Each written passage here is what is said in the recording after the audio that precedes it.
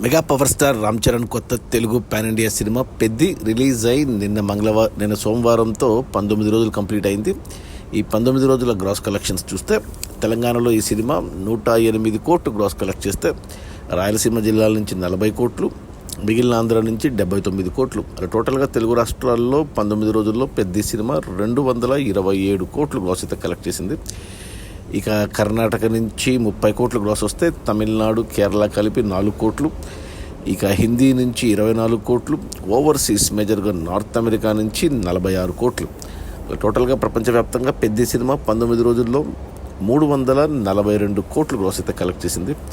ఇక ఈ 342 కోట్ల గ్రాస్లో థియేటర్ల రెంట్లు, గవర్నమెంట్ ట్యాక్సులు, ఖర్చులన్నీ పోను డిస్ట్రిబ్యూటర్ షేర్ వచ్చేసి 201 కోటి ఉంది.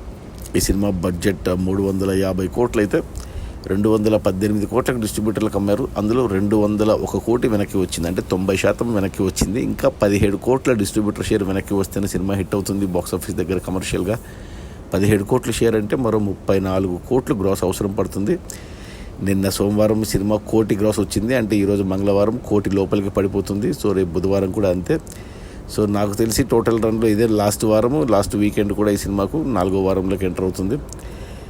345 కోట్ల గ్రాస్ వస్తుంది. 350 కూడా కష్టమే, ఇంకో 1 కోటి షేర్ రావచ్చు. సో ఒక 15 నుంచి 16 కోట్లు నష్టాలు అయితే తప్పు ఓవరాల్గా.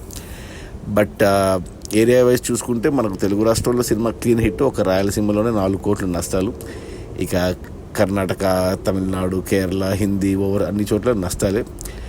బట్ ఓవరాల్గా సినిమా 90% రికవర్ చేసింది కాబట్టి యావరేజ్ అని చెప్పాలి.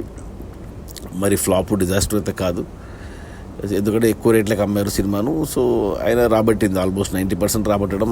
ఆ సినిమాకు వచ్చిన మిక్స్డ్ టాక్, రివ్యూస్ని బట్టి చూస్తే నెగిటివ్ ప్రచారానికి ఈ మాత్రం రావడం కూడా గ్రేటే. అది మన రామ్ చరణ్ పెద్ది రిలీజ్ అయిన మొదటి 19 రోజుల్లో 342 కోట్ల గ్రాస్. Okay, bye.